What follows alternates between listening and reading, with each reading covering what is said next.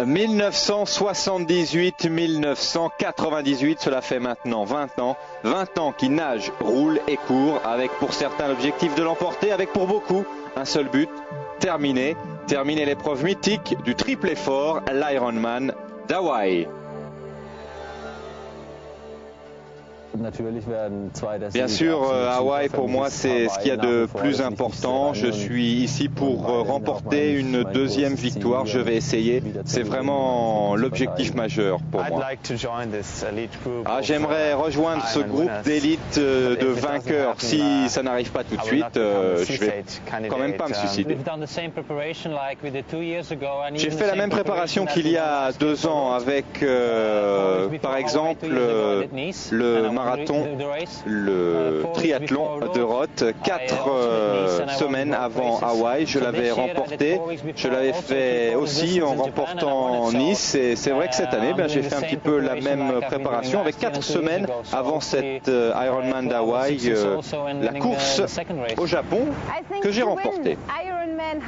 Bien sûr, remporter l'Ironman d'Hawaï, c'est la plus grande chose qui peut vous arriver dans une carrière de sportif. La plus grande course.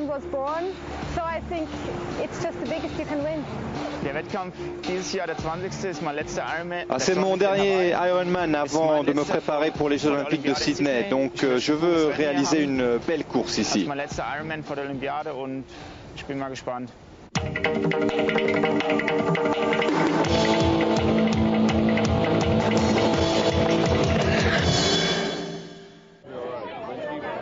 Salut à tous, 2,4 miles de natation, près de 4 km, 112 miles de vélo, 180 km, 26,2 miles de course à pied, 42 km 195, avec des noms mythiques tels que Kailua Bay, Queen Key Highway, Hawaii Turnaround Point. Vous l'avez compris, l'archipel d'Hawaï accueille une nouvelle fois son Ironman et nous, aux côtés de nous, une nouvelle fois, Laurent Chopin pour commenter cette épreuve.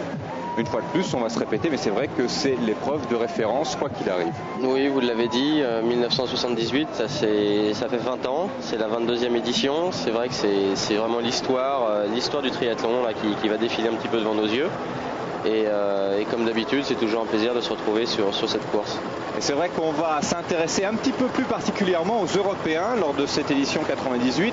Pour 2 raisons. D'abord parce que c'est une version qui est destinée au public européen. Et puis ensuite parce que depuis 2 ans, les Européens sont très brillants, à tel point que les Allemands avaient réalisé lors de l'édition précédente un triplé historique, 1, 2, 3. Et puis qu'il y a 2 ans, le premier Européen s'imposait lors d'un Ironman d'Hawaï. C'était le Belge Luc Van Lierde. Luc Van Lierde qui est bien évidemment présent comme nos 3 Allemands du podium de l'année dernière lors de cette édition 98. Oui, c'est vrai. Ce qu'il faut noter, c'est que le premier non-américain à gagner, ça s'est passé Greg Welch en 94. Donc 16 ans après la création de cette course. Donc c'est vrai que les Américains avaient une mainmise sur cette épreuve sans partage. Et à propos d'Américains, c'est l'un d'entre eux qui est pour l'instant en tête. Vous découvrez Lars Jørgensen. Lars Jørgensen qui est basé à San Diego. Et qui est, ça tombe bien, moniteur de natation.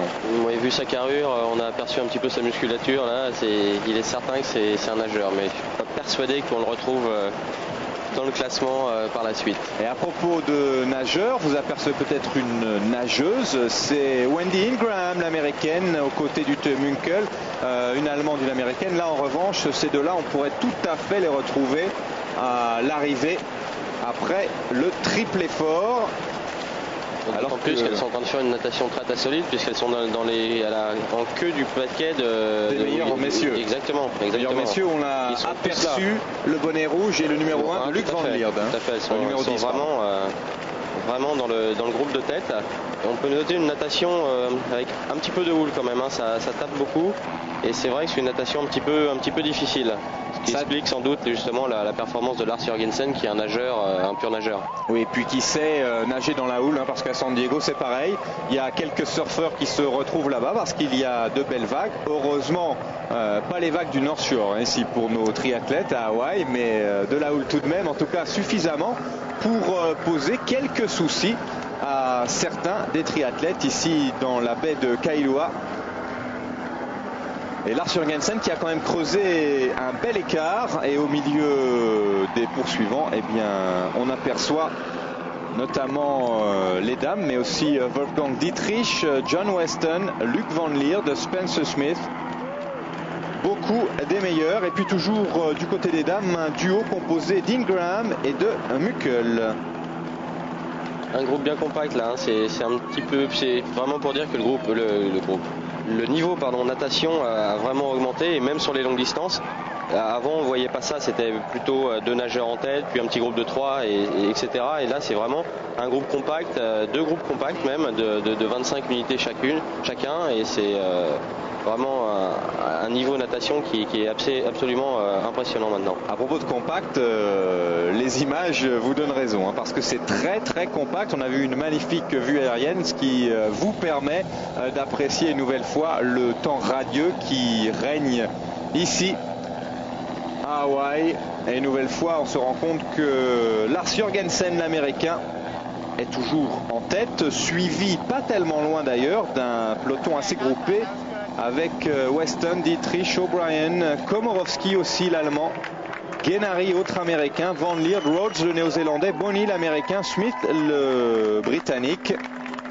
Et Lars Jørgensen qui sera donc le tout premier à sortir avec un temps record, c'est le cas de le dire, 46-41. Oui, c'est le record de natation, et on voit, c'est ce qu'on disait tout à l'heure, hein, son buste, c'est vraiment un buste de nageur avec la musculature du nageur. Mais il faut savoir quand même un petit point de règlement: pour que son record natation soit validé, il faut qu'il aille jusqu'au bout de l'épreuve, jusqu'au bout de cet Ironman. Donc on vous tiendra au courant. Le peloton est quand même à 2 minutes. Un peloton où l'on retrouve entre autres John Weston, autre américain, en compagnie de 2 Allemands, Wolfgang Dietrich et Thomas Komorowski. Et puis un Australien, Paul O'Brien. Van Lierde à l'écran. Oui, Luc Van Lierde qui est sorti en 48 exactement. Alors que Lars Jørgensen s'élance pour les 112 miles de vélo le long de King Kea Highway, soit quand même 180 km. Oui. Spencer Smith à la sortie de l'eau, donc il y a un petit écart avec Van Lierde, et Wendy Ingram juste derrière lui. Wendy Ingram, la première des féminines, là aussi une excellente nageuse, l'américaine. 49-11, c'est un record aussi, et c'est même son propre record qu'elle avait établi l'an dernier. 41 secondes de moins que son temps précédent. C'est une très très belle performance. Vous parliez de Spencer Smith tout à l'heure, c'est intéressant parce que c'est son premier Ironman d'Hawaï, lui qui a longtemps brillé sur les distances un petit peu plus courtes. Oui, c'est avant tout un spécialiste de courte distance, mais qui a quelques petits problèmes avec l'arrivée du drafting, qui préfère les courses en drafting, les efforts solitaires en vélo, qui a un petit peu de mal, même si il a fait 4e au championnat d'Europe cette année, il a fait champion d'Europe l'année dernière sur courte distance. Toujours est-il que là, il préfère se lancer un petit peu sur... de toute façon, il l'avait annoncé depuis qu'il était junior, qu'il voulait faire du longue distance, qu'il voulait faire Hawaï. On va voir ce que les Allemands sont capables de faire, parce qu'on a vu partir Lothar Leder. Vous venez de suivre aussi celui qui avait terminé 2e l'an dernier. On fait un tout petit break, on se retrouve dans quelques secondes.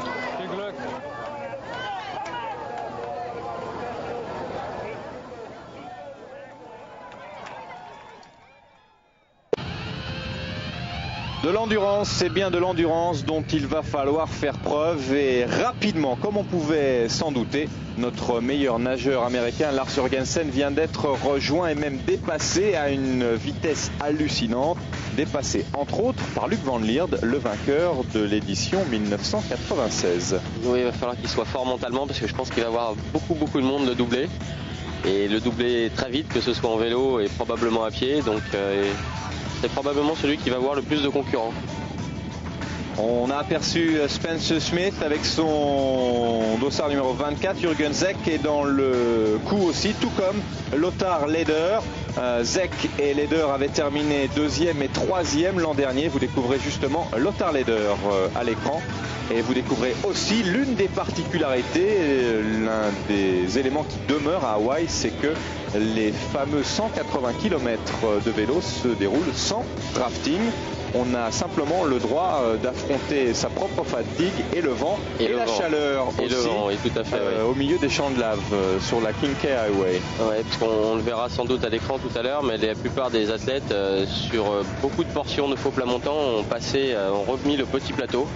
Et il y avait le vent est vraiment très très puissant sur l'allée, donc on peut se douter que le retour va se faire très vite, mais toujours est-il qu'il va falloir gérer l'allée et pas perdre trop de force face à ce vent. Oui, parce qu'il faut expliquer pour ceux qui découvriraient cet Ironman d'Hawaï qu'il y a donc un allée qu'on va jusqu'à Hawi. Hawi, c'est le point de retour, un U-turn, un virage en U, et on revient tout simplement sur cette même Kincaid Highway à travers les champs de lave, mais dans le sens inverse. Donc une fois le vent contre, une fois le vent avec. Finalement, ça tombe pas mal que le vent avec soit au retour. Oui, mais une fois le vent contre, une fois le vent avec, c'est pas toujours vrai parce qu'en milieu de journée, le vent tourne. Ça arrive, oui. Et pour les leaders, il ne va pas y avoir de problème. Mais pour ceux qui sont un petit peu derrière, il se peut qu'ils aient le vent systématiquement de face. Oui, parce qu'il faut savoir que forcément, comme c'est une épreuve qui dure aux alentours de 8 heures, on va dire, pour les meilleurs messieurs, eh bien, on démarre très très tôt le matin et que le jour se lève, la chaleur monte, le soleil resplendit et donc ça crée des courants thermiques et parfois le vent change de côté, ce qui peut s'avérer être un gros souci pour certains des concurrents, mais en général pas pour ceux qui jouent la gagne. A priori non, mais c'est vrai que d'ailleurs, l'image illustre tout à fait ce qu'on était en train de dire, même voilà, une deuxième illustration. Ouais, donc on disait qu'il y avait du vent. C'est Halloween, il y a des fantômes sur les chaises. Oui, et en tout cas pas de fantômes pour Jürgen Zeck qui continue sa course. Jürgen Zeck deuxième l'an passé, il a déjà 33 ans maintenant, le triathlète de Vallendar, et il a bien envie, pourquoi pas, de s'imposer ici.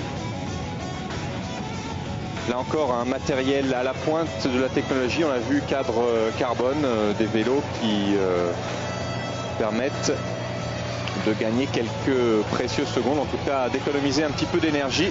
Alors que chez les dames, on a aperçu Wendy Ingraham qui est la première à être sortie de l'eau et qui, on espère pour elle, sera la première à terminer le parcours vélo. Mais rien n'est moins sûr. En tout cas, pour l'instant, ça se passe très très bien pour l'américaine, alors que derrière, eh bien, vous apercevez Natasha Badman qui sort de l'eau.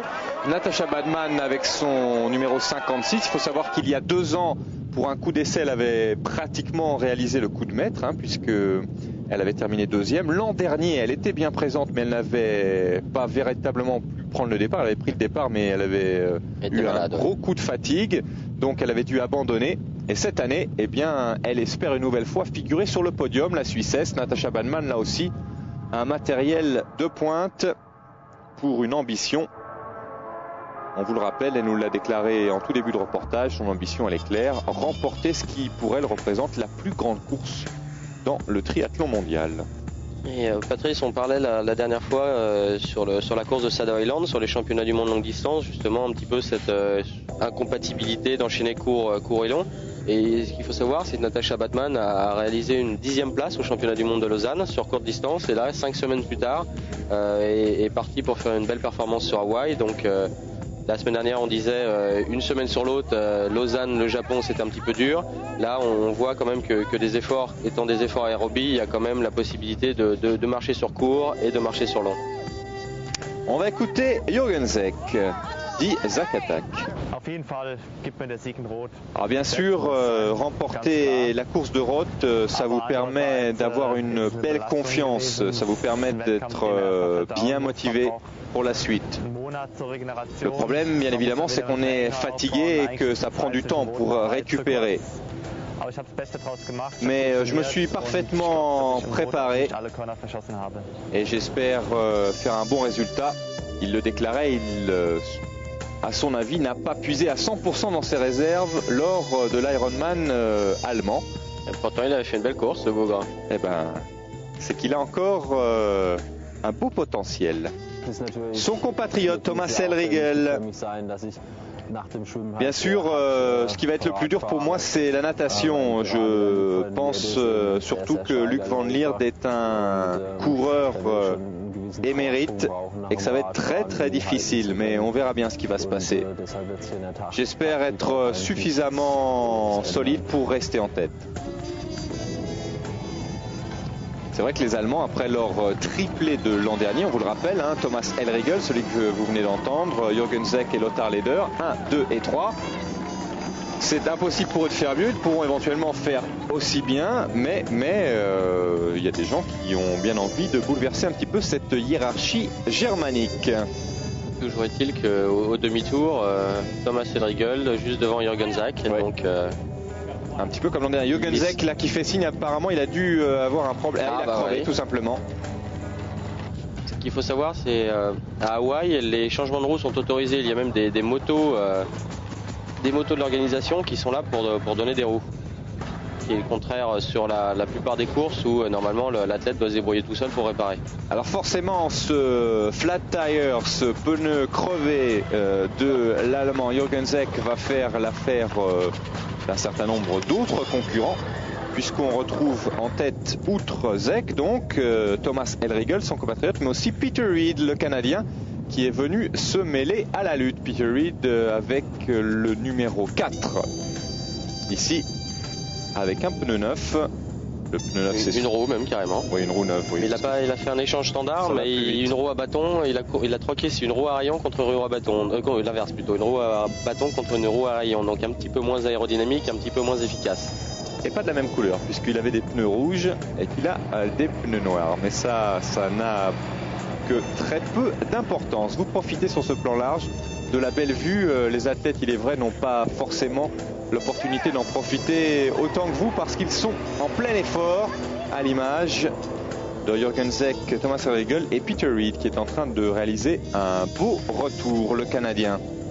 Oui, à surveiller Peter Reid qui a fait un très bon début de saison sur différents Ironman, qui l'année dernière avait fait une belle place et engrangé pas mal d'expérience. Donc à surveiller. Les Chandlav et Natasha Badman qui a pris la tête. Ça nous promet un sacré finish à la fois pour les messieurs et pour les dames.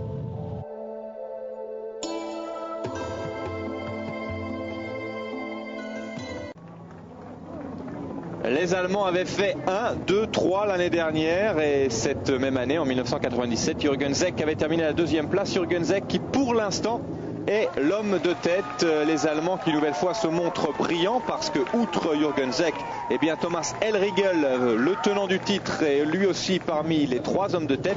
Seul trouble fait entre guillemets, un Canadien venu s'intercaler, Peter J. Reid de Victoria, 29 ans, un Canadien qui avait terminé 4e l'an dernier et qui a bien envie cette année de monter sur le podium.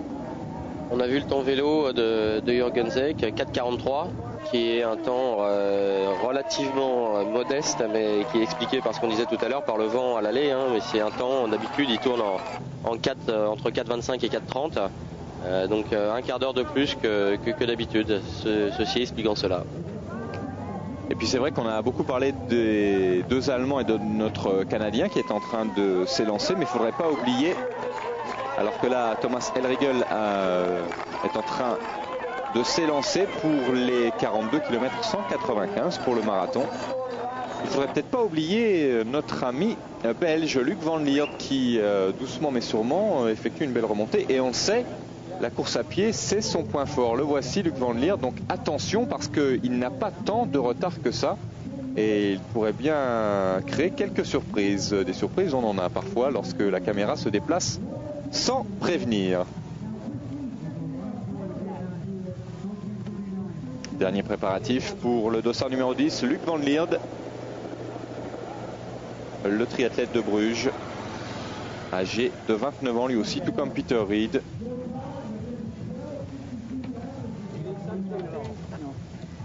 Lothar Leder. Lothar Leder, il a envie de gagner du temps. Il a terminé sur le podium l'an dernier. Il n'est pas sur le podium pour l'instant. Et il se dépêche. Son dossard à l'envers. Ouais, son dossard à l'envers. Mais c'est vrai qu'on s'en rend compte dans ses gestes. Il a vraiment envie de s'échapper vite fait pour pouvoir attaquer les 42 km 195. Alors que Natasha Sourire Badman, elle a toujours le sourire quoi qu'il arrive.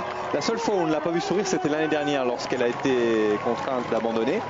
Mais là, elle a le sourire et elle a raison puisqu'elle est en tête. Alors chez les messieurs, eh bien regardez comme ça revient très très vite avec justement Peter Reid le Canadien. Ça c'est l'une des données peut-être négligé par les Allemands. On se rend compte que Peter Reed va très très vite.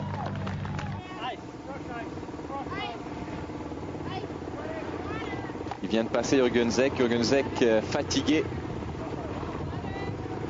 Jürgen Zeck qui est en train d'être passé aussi par Thomas Elriegel. Il a du mal à courir, hein. On le sent très lourd sur chacun de ses appuis. Thomas aussi, hein. Il n'a pas sa foulée habituelle, hein. Et regardez les visages, très marqués. Il passe pas comme Peter Reed, hein. Non, non, pas du tout. Vous avez le duo de tête de l'an dernier qui pour l'instant est en 2e et 3e position, pour l'instant seulement, parce que regardez, Luc Van Lierde est en train de revenir très vite. Accompagné d'un dossard élevé. Oui, accompagné d'un dossard très élevé. C'est Christophe Moore, qui était, comme les Américains disent là-bas, c'est un rookie. Donc c'est sa première édition, ce qui explique son dossard. Et il se retrouve dans le top 5 pour l'instant, en faisant une course, une très grosse course. Et Natasha Badman, elle n'est plus vraiment une rookie, puisqu'elle a terminé 2e il y a 2 ans. Elle a abandonné certes l'année dernière.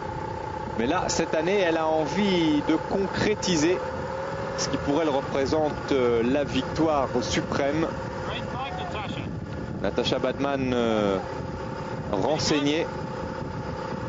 Natasha Badman très lucide, hein, souriante. Apparemment, elle est tout à fait dans le coup.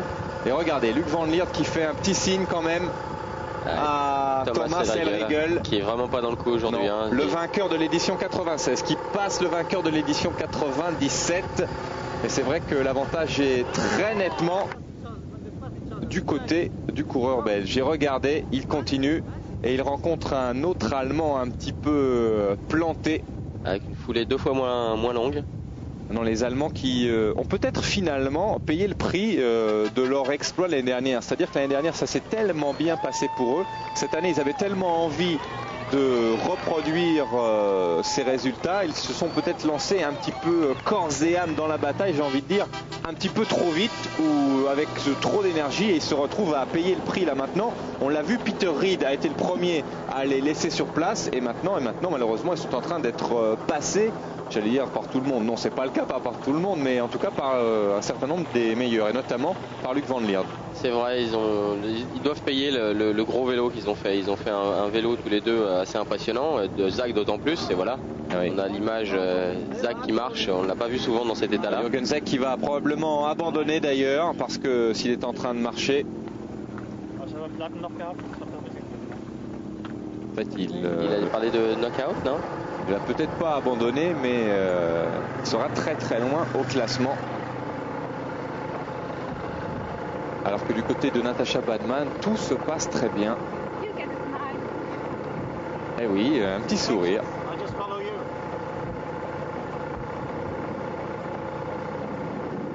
Et le pilote moto qui lui dit, mais écoutez, on va essayer de rester avec vous. Et Peter J. Reed qui se retourne, un Américain du Nord, retrouve la victoire après quelques années de pénurie.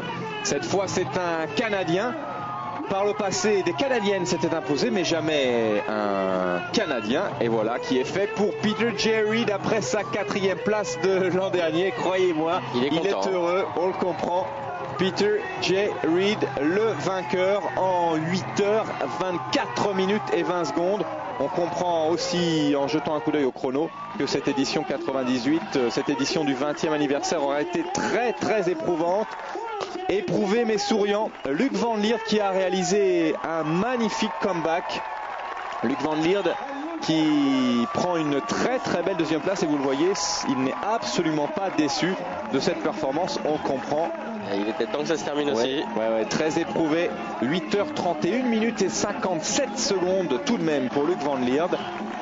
À environ 7 minutes derrière le vainqueur, et en 3e place Lothar Leder. Les Allemands auront néanmoins sauvé l'honneur. Il avait terminé 3e l'an dernier, mais c'était derrière 2 de ses compatriotes.